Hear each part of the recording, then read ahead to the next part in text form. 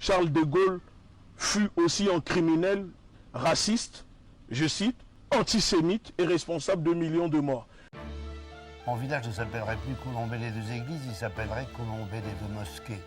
Les Juifs, un peuple d'élite, sûr de lui-même et dominateur.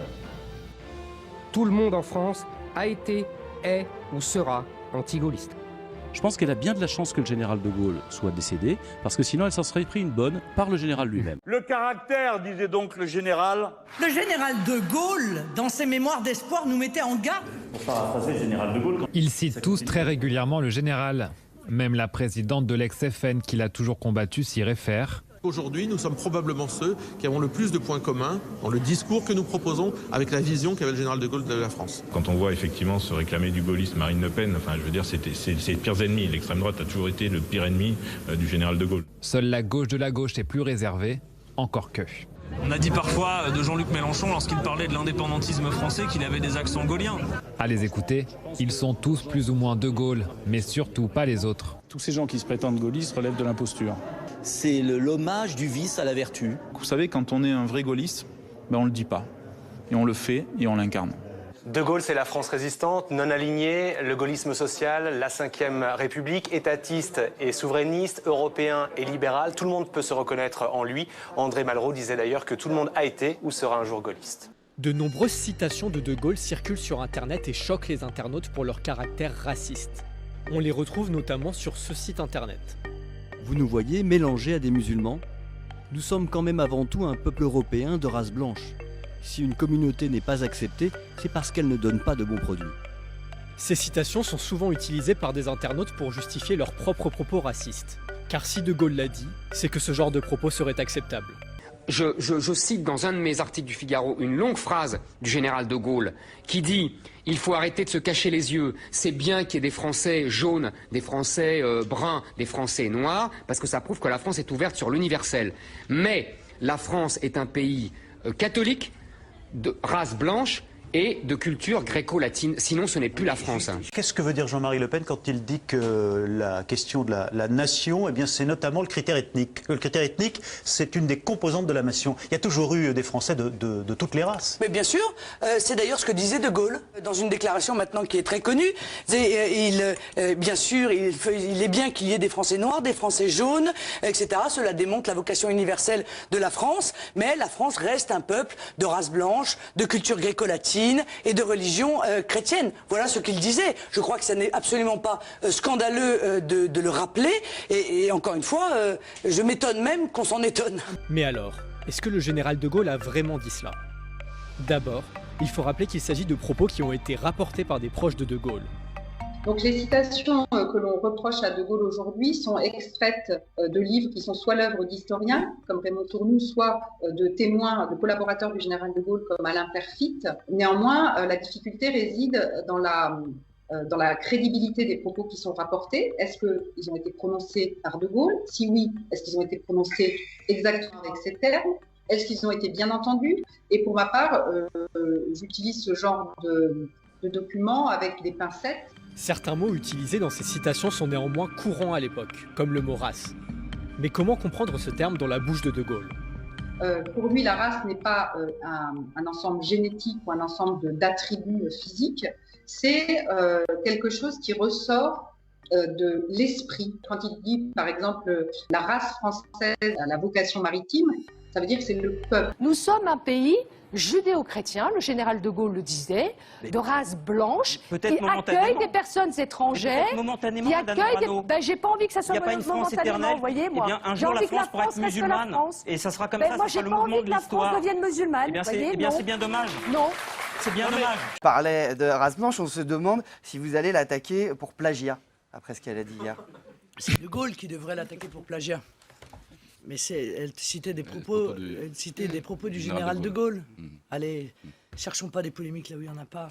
À l'Assemblée, on n'a parlé que de ça aujourd'hui. La journée a viré au Morano Gate. À l'origine de la polémique, cette phrase prononcée samedi soir par Nadine Morano sur le plateau d'On n'est pas couché. Invoquant le général de Gaulle, l'élu avait déclaré: Nous sommes un pays judéo-chrétien de race blanche qui accueille des personnes étrangères. Je n'ai pas envie que la France devienne musulmane. Malaise, condamnations unanimes. Malgré tout, ce matin, à la radio, Nadine Morano affirme ne rien regretter.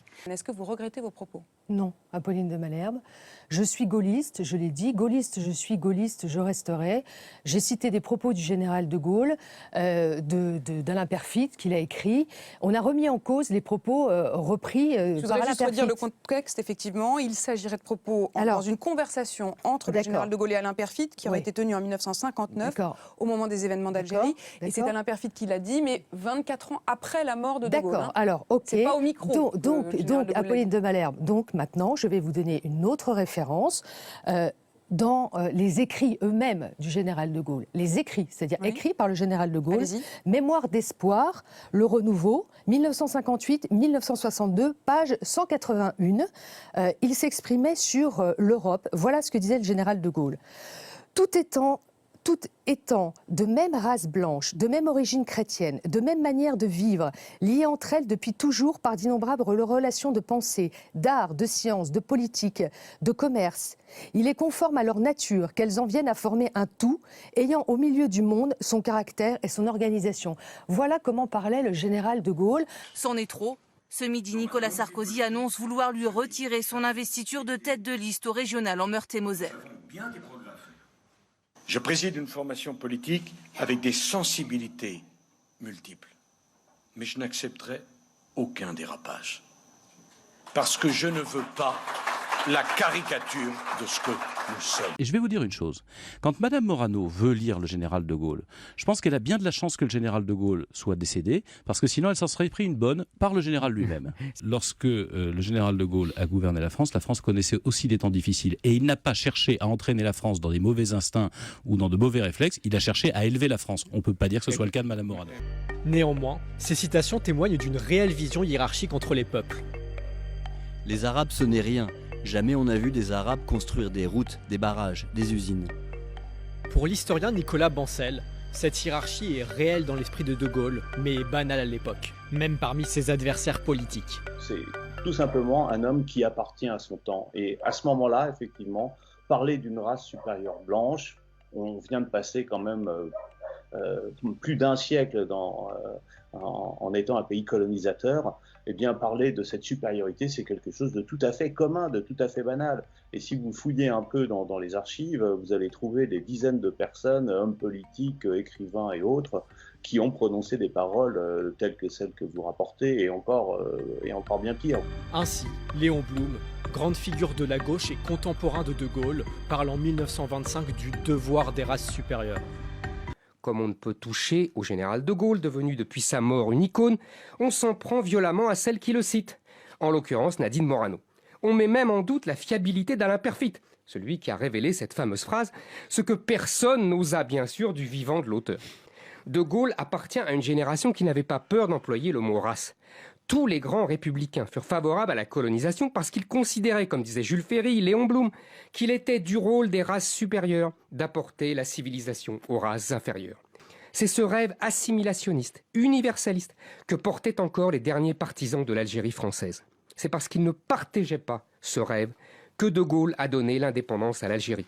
C'est parce qu'il croyait que les Français et les Arabes étaient comme l'huile et le vinaigre, parce qu'il craignait que le dynamisme démographique des populations musulmanes ne transformât son village en Colombey les deux mosquées, je cite le général de Gaulle, qu'il préféra renoncer à l'intégrité du territoire, alors même que sur le terrain, l'armée française avait vaincu le FLN. En septembre 1959, les tenants de l'Algérie française redoublent d'énergie pour réclamer l'intégration en répétant que l'Algérie est une partie inaliénable du territoire national. À propos de l'intégration de l'Algérie française, le général me déclare qu'on ne se raconte pas d'histoire. Les musulmans, vous êtes allés les voir? Vous les avez vus avec leurs turbans, avec leurs djellabas? Vous voyez bien que ce ne sont pas des Français. Ceux qui prônent l'intégration ont une cervelle de colibri. Essayez d'intégrer de l'huile et du vinaigre. Agitez-les, ils se sépareront. Les Arabes sont des Arabes, les Français sont des Français. Vous croyez que le corps français peut digérer d'un coup 10 millions d'Arabes qui demain seront 20 millions et après-demain 40 millions? Si nous faisions l'intégration, s'ils étaient tous considérés d'un coup comme des Français. Comment les empêcherait-on de venir en métropole où le niveau de vie est tellement plus élevé?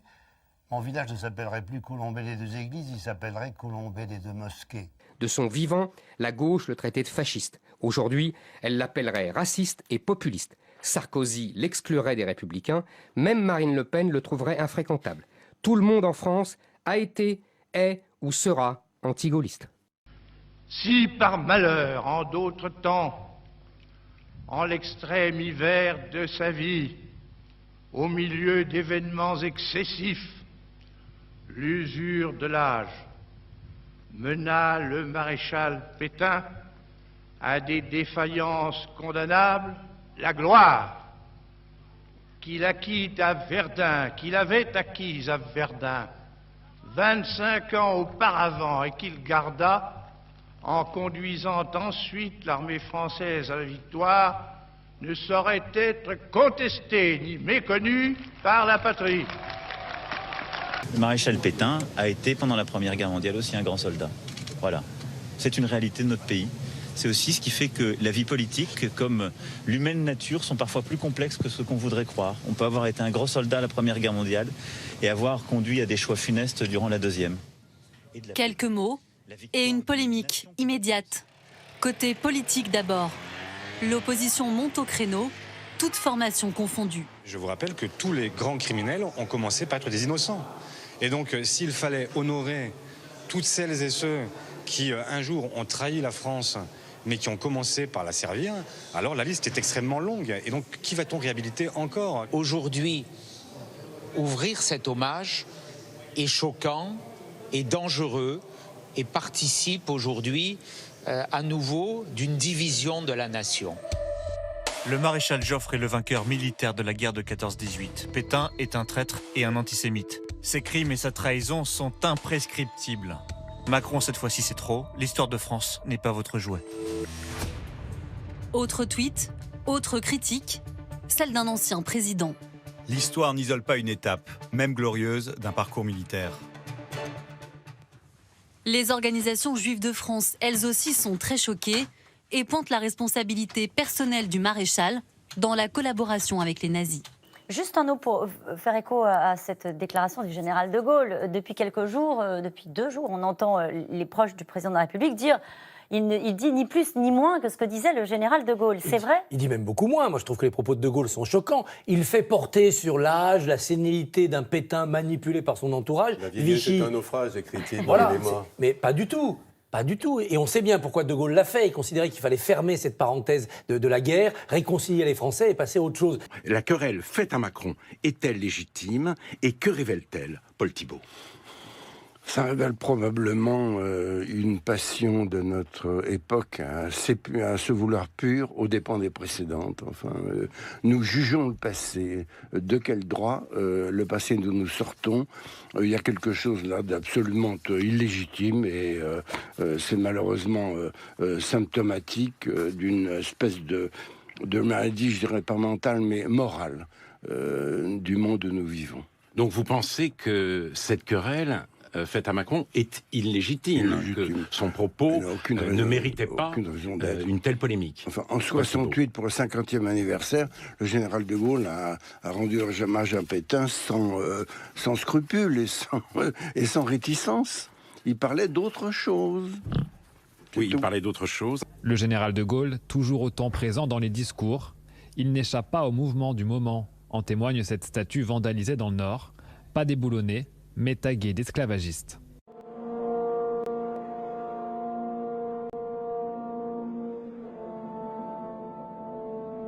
Aussi bien les journaux de marche et des opérations que les rapports des autres officiers français de l'armée ne donnaient aucune explication vraiment valable des raisons de ce blanchiment. C'était toujours le problème du climat et tout. En fait, la véritable explication tient au fait que De Gaulle souhaitait que la France soit libérée par des soldats blancs.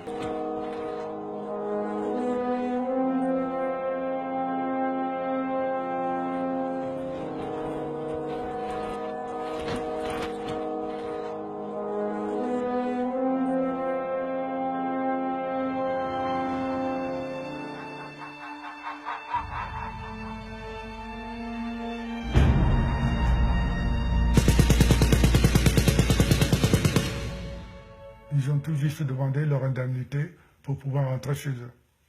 Voilà. Ils ne l'ont pas eu. Ils ont eu la mort. Bilan annoncé, 35 morts et 35 blessés, officiellement une riposte nécessaire à une rébellion armée, une mascarade pour cette historienne qui a épluché les archives. C'est un mensonge d'État, en fait c'est pas du tout une rébellion armée, c'était d'abord des hommes qui sont revenus avec des droits, des revendications légitimes. Ils ont construit des pièces à charge pour camoufler le massacre, camoufler l'étendue de nombre de victimes et faire condamner des hommes pour être sûr que ça sera à la chape de plomb à vitam aeternam. J'ai été auditionné ce jour du 22 février 2021 au commissariat de Juvisy. Vous n'allez pas croire, mais bon, avec eux, rien n'est impossible. Pour, je cite, diffamation et injure contre les morts à l'encontre du criminel, parce que je persiste et je signe, fugitif, Charles de Gaulle. Une plainte déposée par les héritiers qu'on n'a jamais vu ni entendu sur les crimes de leur père, sur les Africains, au nom de Philippe de Gaulle et de Yves de Gaulle, qui ont déposé plainte contre la Ligue de défense noire africaine pour un tweet dénonçant, je cite, « Ils aiment les camemberts, mais pas son odeur », les génocides au Cameroun, Bénin, Togo, les millions d'Africains assassinés, tués par la politique de Charles de Gaulle. Charles de Gaulle fut aussi un criminel et un fugitif de guerre, raciste, je cite, antisémite et responsable de millions de morts. On remonte le temps et l'on s'arrête au Cameroun dans les années 60. C'est une page sombre pour ce pays. Il vient d'accéder à l'indépendance, mais une guerre de 7 ans démarre entre les autorités et les membres de l'Union des populations du Cameroun. Ces derniers sont considérés comme des rebelles. Ils seront massacrés par l'armée, mais aussi par les Français. La France, pourtant, n'a jamais reconnu cette guerre en tant que telle. Le napalm a été utilisé au Cameroun. Le napalm a été utilisé au Cameroun, même s'il y a certains démentis pour la forme. M. Mesmer ne pourra pas faire un démenti sérieux à ce sujet. Donc vous avez entendu parler de napalm? Oui, c'est pas important.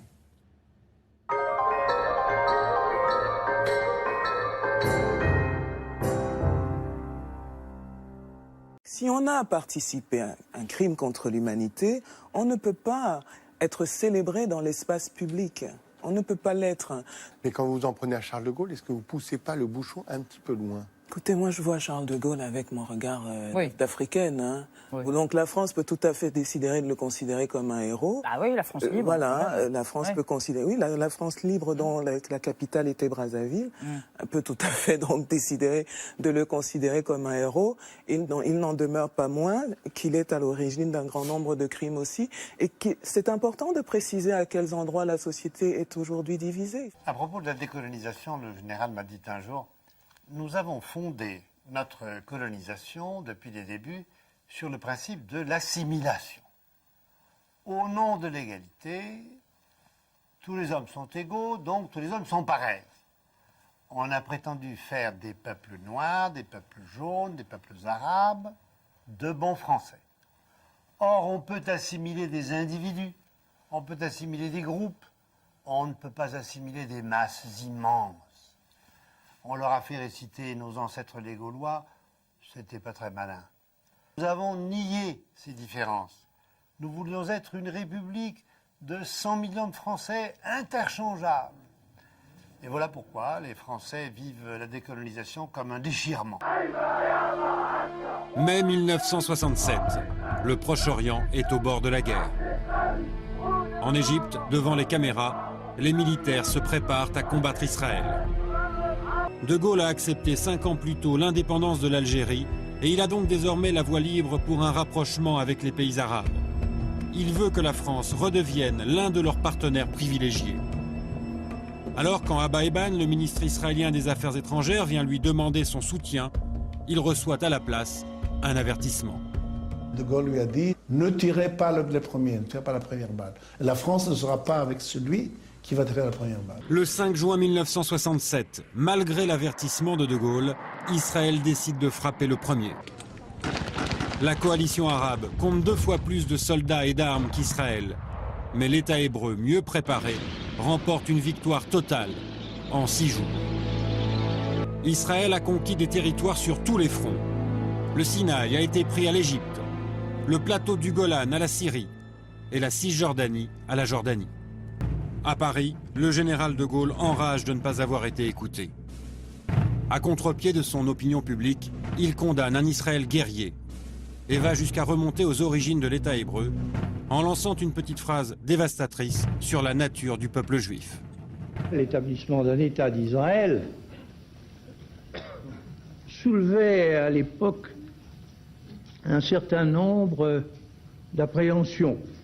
Certains même redoutaient que les Juifs, jusqu'alors dispersés, mais qui étaient restés ce qu'ils avaient été de tout temps, c'est-à-dire un peuple d'élite, sûr de lui-même et dominateur,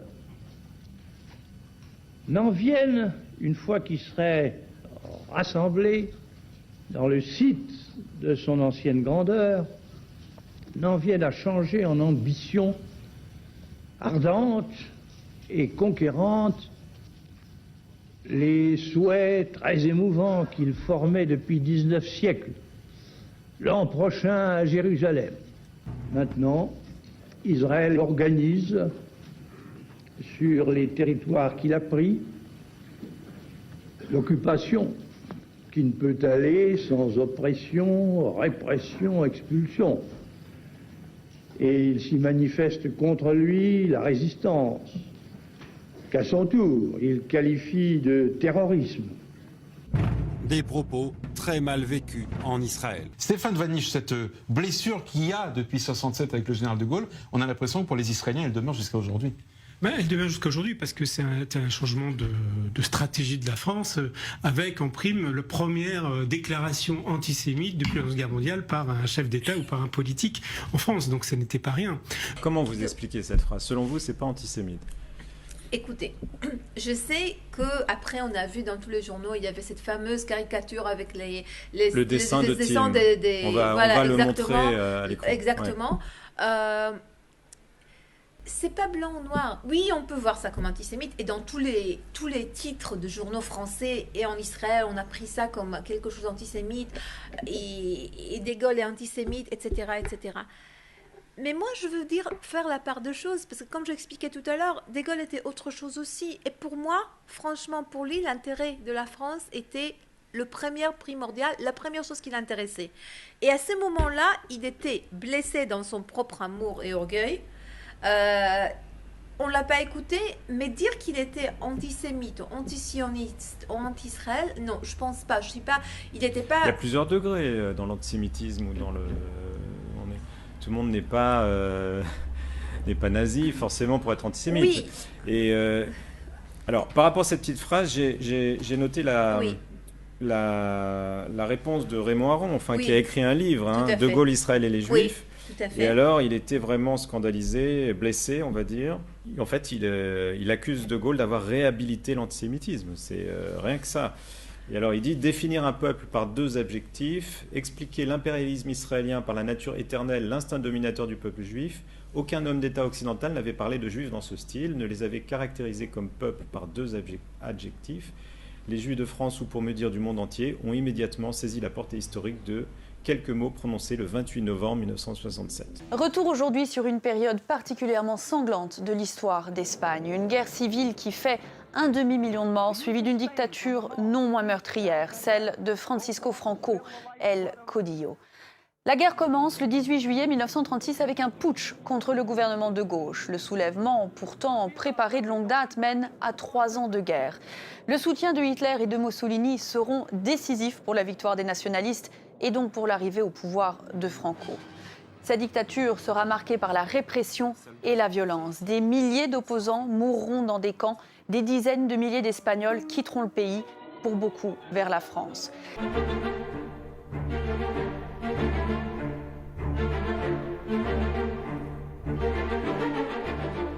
Bonjour Claude. Bonjour. 8 juin 1970, le général de Gaulle, l'homme qui a incarné la résistance pendant la Seconde Guerre mondiale, part rencontrer Franco à Madrid. Franco qui fut l'allié des nazis. Quelle mouche a donc piqué De Gaulle? Ben voilà la question que je me suis posée pendant des années. Mais que diable allait-il faire dans cette galère? J'ai voulu reconstituer cette histoire de cet entretien, de ce déjeuner au Palais du Pardo, le 8 juin 1970, entre De Gaulle, symbole, comme vous le dites, de la résistance, et Franco, allié d'Hitler, qui fit même le salut fasciste auprès d'Hitler. On est d'accord, Claude, que pour Franco, c'est tout bénef. De Gaulle, l'homme de la résistance, vient à lui. C'est comme une espèce de soumission. Je ne dirais pas soumission, c'est une forme de reconnaissance. Ça y est, il permet à Franco de redevenir fréquentable. Dès qu'on lui dit que De Gaulle veut le voir, il fait des bonds, il est trop content. Donc voilà ce que De Gaulle écrit à Franco. Je veux vous dire à quel point j'ai apprécié la magnifique et aimable hospitalité qui m'a été accordée en Espagne pendant mon séjour. Je passe quelques lignes. Avant tout, j'ai été heureux de faire personnellement votre connaissance, c'est-à-dire celle de l'homme qui assume au plan le plus illustre l'unité, le progrès et la grandeur de l'Espagne. Au plus illustre. Voilà, on ne comprend pas. Les gaullistes, en général, se taisent sur cet épisode. On ne sait pas pourquoi. Qu'est-ce qui s'est passé?